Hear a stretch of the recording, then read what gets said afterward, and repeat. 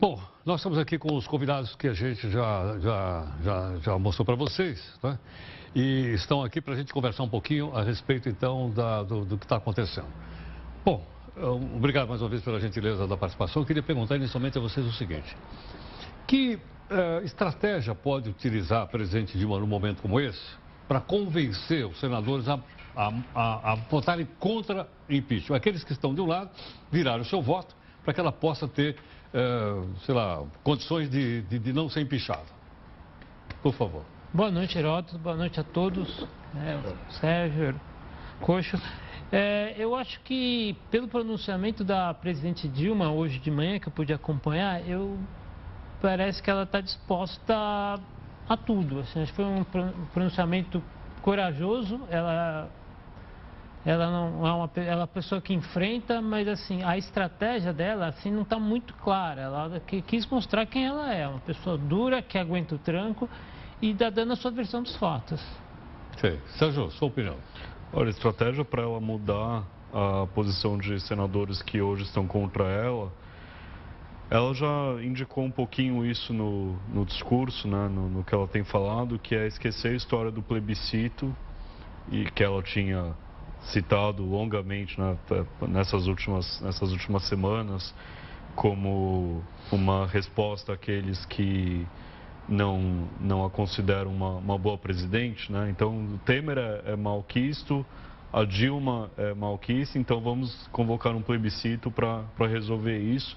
E assim que o Dilma voltar, o plebiscito será convocado. Bom, ela já esqueceu isso, estava conversando com o coach, o PT desautorizou publicamente essa ideia já nesses últimos dias. Então, ela tem como possível estratégia, que é uma coisa realmente pouco provável agora, fala, olha, não haverá plebiscito, eu fico e eu te darei os cargos X, Y e Z para você ficar. Agora, o que acontece é que o Michel Temer, apesar de interino, já tem muito mais confiança parlamentar do que ela teve em todo o seu mandato. Então, qualquer acordo travado por ela ou mesmo pelo Lula tem muito menos validade para um parlamentar do que o acordo com Temer, Padilha, Jucá, quem quer que seja. Coach. Eu acho que, como muita gente está dizendo, o jogo está jogado. Quer dizer, o Temer chegou antes, já distribuiu cargos no governo, já montou o governo, então dificilmente isso vai mudar. Eu acho que hoje foi mais um dia perdido em termos de mudança de votos. Né? O discurso da Dilma foi muito duro, muito firme, né? Mas foi um discurso para a história, não foi um discurso para os senadores para mudar o voto do Senado. Foi essa impressão que eu tive. Dificilmente vai mudar alguma coisa até a votação, que agora já não se sabe se começa amanhã. Pelo que o Kleber falou agora há pouco, pode até ser adiado. E a defesa dela não teve grandes novidades em relação ao discurso que ela fez semana passada. Aliás, teve alguns trechos que ela repetiu da carta que ela leu no Palácio do Alvorada. Ela denunciou traições, né, referindo ao Temer, claro, disse que é vítima de um golpe parlamentar, atacou Eduardo Cunha nominalmente, o Temer não citou o nome, mas Eduardo Cunha nominalmente.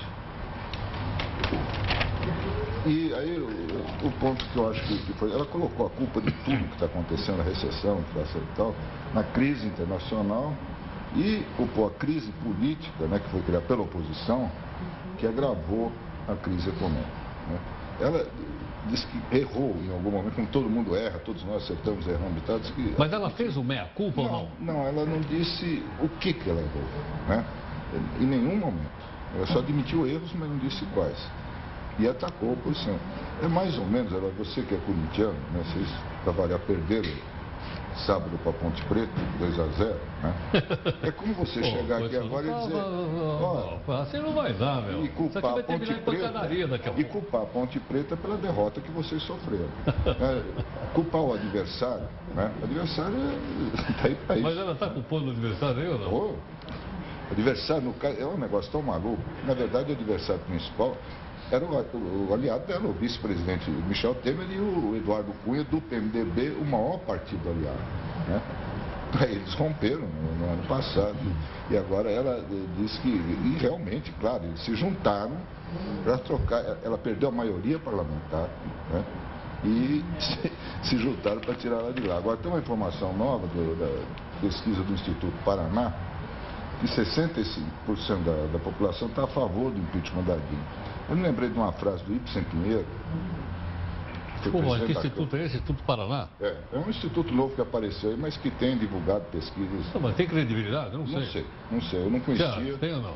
Não, esse é o mesmo instituto que já deu uma outra notícia também contra a Dilma, então assim, não dá para levar a sério. Mas esse dado é condizente com dados de outros institutos também. Esse dado não é. Esse dado não é esquisito. Mas 75 é muita coisa. Não, 65. 65%. 65, desculpa. Mas mais ou menos isso que eu estou dando esse número aqui, que outras pesquisas já tinham dado próximo disso, porque é isso que se espera da votação no Senado, ou seja, os 2/3, né? 65% é praticamente 2/3 da população. Isso corresponde ao que se espera da votação no Senado, que todas as previsões estão dando. Né? E aí me lembrei de uma frase do Ibsen Pinheiro, presidente da Câmara, no episódio da cassação do COC, que ele falou: essa casa acaba sempre fazendo o que o povo quer. Né? Eles brigam, tem discussões e tal, mas que no final a maioria acaba votando como a maioria da população quer. Bom, deixa eu mostrar mais uma frase que eu gostaria que vocês comentassem. Mais uma frase dita hoje pela manhã pela presidente Dilma. Vamos ver. No início de seu discurso, Dilma afirmou que durante o processo de impeachment se aproximou mais do povo e ouviu críticas. Há erros que foram cometidos e há medidas e políticas que não foram adotadas. Acolho essas críticas com humildade. Até porque, como todos, tenho defeitos e cometo erros. No entanto, mesmo admitindo problemas, Dilma aproveitou para alfinetar opositores. Entre os meus defeitos não está a deslealdade e a covardia. Não traio os compromissos que assumo, os princípios que defendo ou os que lutam ao meu lado. Dilma criticou o processo de impeachment. Este processo está marcado, do início ao fim, por um clamoroso desvio de poder. Não há respeito ao devido processo legal, quando a opinião condenatória de grande parte dos julgadores é divulgada e registrada pela grande imprensa antes do exercício final do direito de defesa. Por 9 vezes, a presidente afastada chamou o impeachment de golpe. Não havendo crime, um processo de impeachment que faz a violência de tirar uma pessoa inocente do governo é um golpe de Estado. Golpes de Estado. Golpe, um golpe contra o golpe. Dilma também se defendeu das chamadas pedaladas fiscais, referentes ao Plano Safra, e que são uma das bases para o processo contra ela. A presidenta da República não pratica nenhum ato em relação à execução do Plano Safra. Parece óbvio, além de juridicamente justo, que eu não seja acusada por um ato inexistente. A presidente também afirmou que o impeachment está diretamente relacionado à derrota que a oposição sofreu nas últimas eleições. O resultado eleitoral de 2014 foi um rude golpe em setores da elite conservadora brasileira. Desde a proclamação dos resultados eleitorais, os partidos que apoiavam o candidato derrotado nas eleições fizeram de tudo para impedir a minha posse e a estabilidade do meu governo. Por fim, Dilma fez um apelo aos senadores que votarão o processo de impeachment. Votem sem ressentimento. O que cada senador sente por mim e o que nós sentimos uns pelos outros importa menos, neste momento, do que aquilo que todos nós sentimos pelo país e pelo povo brasileiro. Peço, votem contra o impeachment, votem pela democracia. Muito obrigada.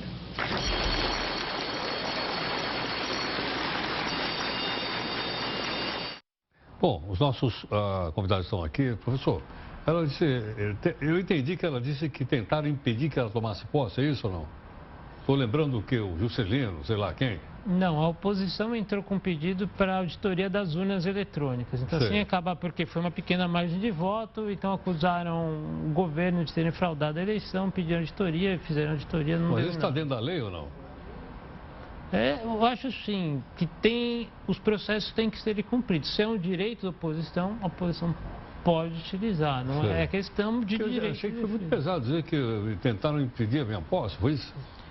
Foi muito indiretamente, mas esse pedido do PSDB realmente foi um tiro no pé, porque não tem cabimento achar que o PT fraudou as urnas para eleger a Dilma. É impossível coordenar um processo desses em nível nacional, né? Quer dizer, fraude em urna, fraude em eleição ocorre para vereador, para prefeito, em cidades muito pequenas, mas coordenar, né, mesmo por uma pequena margem de votos, mas a gente está falando aí de centenas de milhares de votos, né? Então, quando o PSDB fez esse pedido, foi evidentemente um erro que não teria bom retorno para o partido. A auditoria foi feita, né, pelo TSE e foi uma coisa que pegou muito mal para a oposição, virou o PSDB, porque provaram que não aconteceu nenhuma irregularidade. Aliás, o sistema de votação e apuração no Brasil é um dos melhores do mundo, é respeitado no mundo inteiro, né? E seria realmente uma Então, mas eu digo, o fato de ter pedido a fiscalização e a fiscalização dito que não houve, não consolida, vamos dizer, não fortalece o resultado que a gente apurou. Depois que a auditoria foi feita, né? Num primeiro momento, colocaram em dúvida, né, o resultado da eleição, porque foi uma diferença pequena, em torno de 3%. Depois que foi feita a auditoria, aí sim, aí confirmou a vitória da Dilma. Mas isso é uma coisa já passada, né? Vou conversar? Fica à vontade. Não, eu acho que é interessante perceber assim, que desde o começo de 2015 você teve uma série de manifestações que começaram muito forte em março. Se não me engano, foi no dia 15 de março, primeira manifestação, que isso aconteceu somente em São Paulo, mas várias cidades do Brasil. Aconteceu uma segunda um pouco menor e depois aconteceram mais duas no final de 2015 que foram mais fracas. Então começa muito forte no começo de 2015 e ao longo do ano vai ficando mais fraco. E em 2006 volta a ficar maior. É entender esse momento, porque teve esse momento muito forte, teve esse enfraquecimento e em 2016 volta com força novamente. Que ao final do governo, em 2015, o governo ele tinha conseguido algumas vitórias ligadas ao Supremo Tribunal, que favoreciam o governo, enfraqueciam, na época Eduardo Cunha, que estava articulando de uma certa maneira o processo de impeachment e de uma certa maneira, vamos dizer, os blogueiros ligados ao governo já davam que o Lula tinha uma nova estratégia de mudança e em 2016 a gente viu acontecer ao contrário. Então entender esse processo, acho que é talvez também chave entender, porque 2015 começa muito forte, a primeira manifestação muito forte foi em março, né, no terceiro mês do ano. Então, mas as manifestações não foram pela posse do presidente, contra a posse. Não, ela já tinha tomado posse. Quer dizer, eu queria lembrar um outro episódio, que ela acho que citou também, a denúncia feita pelo PSDB ao TSE das contas da campanha, né? Que, aliás, até hoje também não foram... Não, que é contra ela e o Temer, chapa... Mas até hoje não foram investigados, não teve decisão. Está no processo. Está em processo. E contra o Oeste também, depois entrou outro processo, está aberto um processo também contra a chapa do Oeste. Mas a ironia da história é que o PSDB entrou, né, com o pedido contra a chapa Lula-Temer e agora é o aliado do Temer no novo governo, no governo interino. E pode acontecer, no final do julgamento, da chapa ser condenada, a Dilma e o Temer. E aí como é que fica? Aí assume o presidente da Câmara. Não, aí tem novas eleições indiretas. Indiretas. Se for depois do final do ano, se for a partir de 2017, aí quem vai escolher é o Congresso. Entendeu? Aí chega de intermediários, aí eles mesmo que escolhem, aí pode escolher qualquer pessoa. Bom, eu vou fazer sempre uma pergunta nesse período para cada um e a gente vai tocando a bola. Cláudio, para onde vai indo a democracia brasileira? Para uma encruzilhada. Para uma encruzilhada? Sim. Por que razão, hein, Cláudio? Porque, de uma certa maneira, o que está acontecendo coloca em xeque o processo democrático, né? Assim, é lógico que é uma presidente que perdeu o apoio político, isso ficou óbvio, ficou ingovernável, ela não conseguia dialogar com o Congresso, ficou óbvio. É muito difícil não, ela já não governava, estava como presidente, mas não governava presidente. Mas, ao mesmo tempo, você tem um processo político que está sendo questionado. Então, você tem essas questões, né? Para onde a gente quer essa democracia? E acho que é uma discussão muito importante. O que a gente quer com essa democracia? A gente tem que perguntar assim, o que o povo brasileiro quer? Porque democracia virou uma palavra que todo mundo usa, mas qual é o sentido dela? Ela foi muito esvaziada. Quer que a ideia da democracia é o governo do povo para o povo? Isso aconteceu na Grécia Antiga, é mais um ideal normativo do que uma realidade prática. Né? Que democracia é essa com redes digitais, com blogs, com televisão a cabo? Que democracia é essa que a gente está vivendo? Claro. Não, só acrescentar um ponto, né? É uma crise de representatividade. No mundo inteiro. E não é só isso, não é só no Brasil, isso no mundo inteiro a democracia está na encruzilhada. Aqui mais, né? Que nós estamos numa crise gravíssima, né? Mas no mundo inteiro a gente nota isso, quer dizer, o povo não se sente mais representado por deputados, senadores, presidentes, governadores. E nós estamos no final de um ciclo político, eu estava falando isso agora à tarde, e não tem nada para colocar no lugar disso. Eu não vejo, né? Essa eu acho que é a grande questão daqui para frente, para o futuro. Quer dizer, o que colocar no lugar disso que está no fim. Sérgio, você também acha que está numa encruzilhada? Eu sou mais otimista. Eu acho que eu concordo que esse problema de representatividade existe não só no Brasil, mas no mundo todo. E eu acho que, pelo menos em parte, é fruto do sucesso da educação, né? Mesmo no Brasil, a gente teve nos últimos 30, 40 anos avanços educacionais gigantescos, né? Então, quando o povo se educa e se sente, aí tem uma interação com o Facebook, com as redes digitais que o Cláudio mencionou, eu me educo, eu tenho o Facebook, que é uma plataforma livre para falar o que eu quero, e as pessoas podem curtir, podem interagir, podem apoiar, podem debater ali. Eu não me sinto mais tão anão comparado ao meu representante. Eu me sinto tão empoderado quanto ele, eu me sinto na capacidade de questionar, que é algo muito positivo, mas que está paradoxalmente levando a esse questionamento, né? Então, acho isso... Posso entender que as redes sociais ajudam a desenvolver o processo democrático? Sem dúvida nenhuma, sem dúvida nenhuma. Quanto mais você pode falar e se comunicar a respeito de temas políticos, melhor. Mas, viu, Sérgio, eu acho que tudo bem, né? Democratiza, todo mundo participa, mas eu não vejo, né, as redes sociais substituindo os partidos. Eu não consigo ver uma democracia sem partidos organizados e sem lideranças. Sem dúvida, sem mas programas claros. Como organizar isso daqui para frente, eu não sei. Eu gostaria sem dúvida, que vocês... É um desafio gigantesco. Eu acho que Todo mundo fala participação, né, da rede social e tal, mas e aí? Eu acho que os partidos, como organizações, estão completamente são ultrapassados, sem dúvida nenhuma.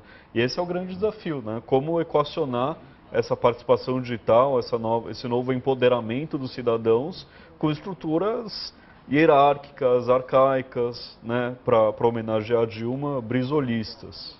Bom, continuamos daqui a pouquinho a nossa conversa com todos. Você está aqui na nossa edição do Jornal da Record News. A gente volta exatamente em 1 minuto. Até já.